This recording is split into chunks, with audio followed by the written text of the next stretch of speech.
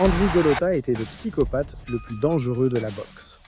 Un géant polonais de presque 2 mètres qui avait transformé chaque combat en une scène de crime. Coups bas, morsures, coups de tête. Tout était permis et il a eu le culot de se moquer de Mike Tyson lors de la conférence de presse.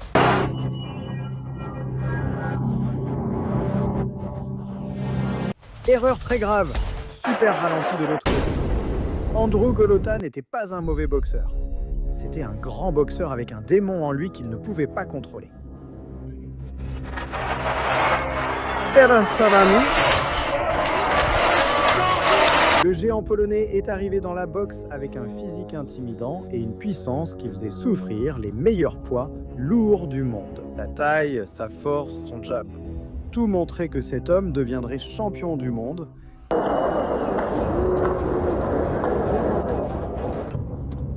Et Andrew? Mais il y avait un problème. Sur le ring, Golota oubliait les règles. Pas parce qu'il ne les connaissait pas, mais simplement parce qu'il s'en fichait. Coups bas, morsures, coups de tête. Le Polonais les utilisait tous avec la plus grande aisance, comme s'il n'y voyait rien de mal. Et le sommet de sa folie fut ses 2 combats contre Riddick Bowe. Au premier combat, Golota a dominé 7 rounds. Il avait pratiquement la victoire assurée. Et alors, il a décidé de finir la soirée en jouant au bowling avec les parties intimes de Bowe.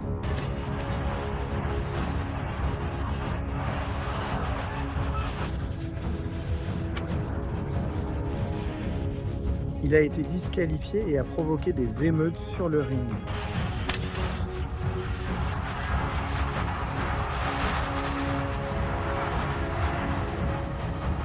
Lors du match revanche, 6 mois plus tard, il a fait exactement la même chose.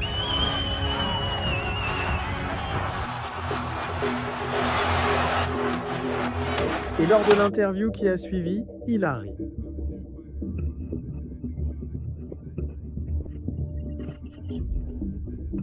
Ces 2 combats ont forcé Riddick Bowe à s'éloigner de la boxe pendant 8 ans, et Riddick Bowe était un grand ami de Mike Tyson.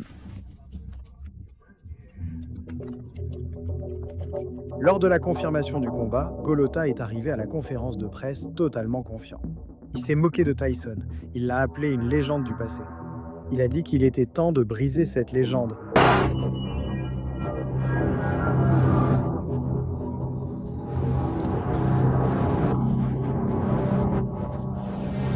Tyson a tout entendu depuis son coin sans dire un mot.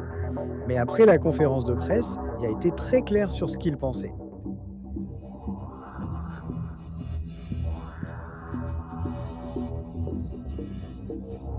Il a dit que si Golota essayait de l'intimider à nouveau, il lui planterait une balle dans le crâne.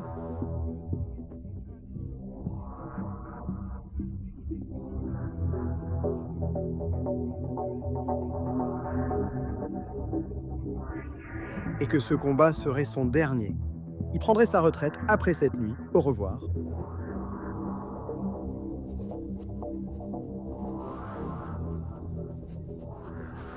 Avant de prendre sa retraite, il devait régler une dette. Pour son ami Riddick Bowe, 20 octobre 2000, Auburn Hills, Michigan. Le public est venu convaincu qu'il allait y avoir une guerre entre les 2 boxeurs les plus fous de l'âge d'or de la boxe. Dès le début, Golota a fait comme toujours. Coup sale, il a essayé de blesser Tyson dès les premières secondes.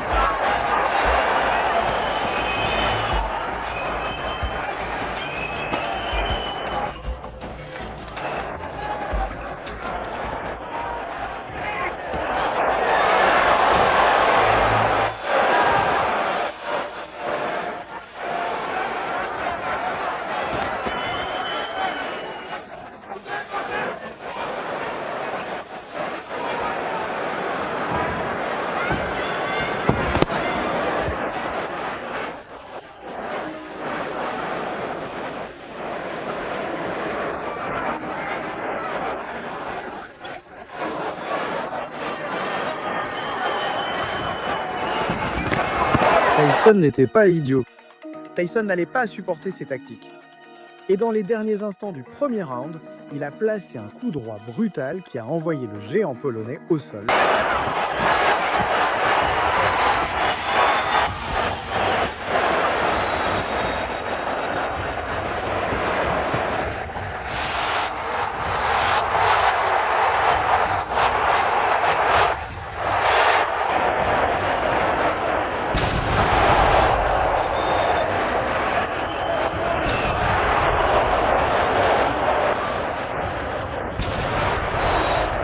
Golota s'est relevé, mais quelque chose avait changé dans ses yeux.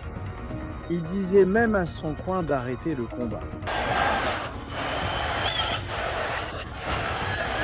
Au second round, Tyson a maintenu la pression. Il a continué à le traquer. Il a continué à rappeler aux Polonais qu'il était sur le mauvais ring avec le mauvais homme.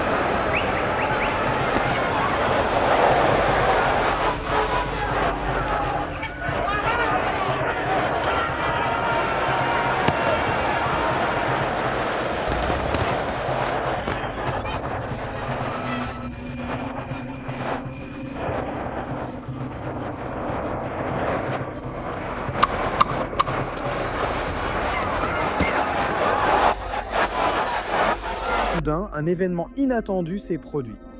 Golota est resté dans son coin et n'a pas voulu en sortir.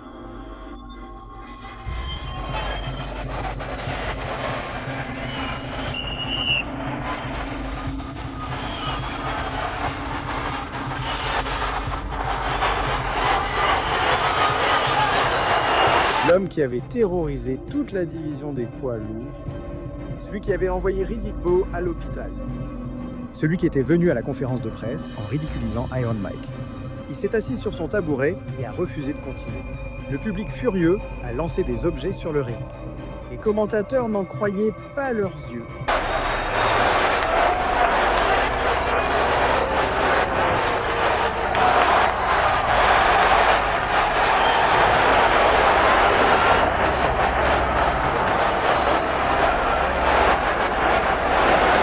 Golota a tenté de s'expliquer après le combat. Il a dit que l'arbitre avait mal fait son travail, que le knockdown était juste une glissade et que ce n'était pas son jour.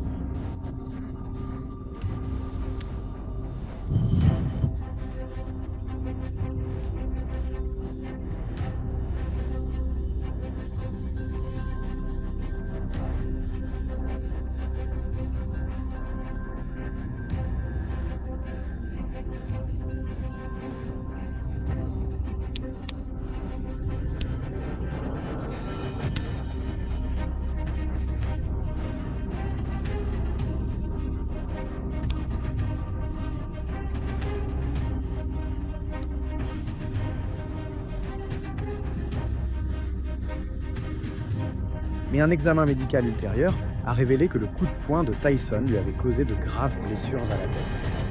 Peut-être que courir a été la décision qui lui a sauvé la vie cette nuit-là. Ou peut-être a-t-il juste trouvé l'excuse idéale pour les journalistes. Tyson a tenu sa promesse. Il a vaincu l'homme qui avait détruit la carrière de son ami. Et Golota est passé à l'histoire non pas comme le champion qu'il aurait pu être, mais comme le plus grand lâche de l'âge d'or de la boxe.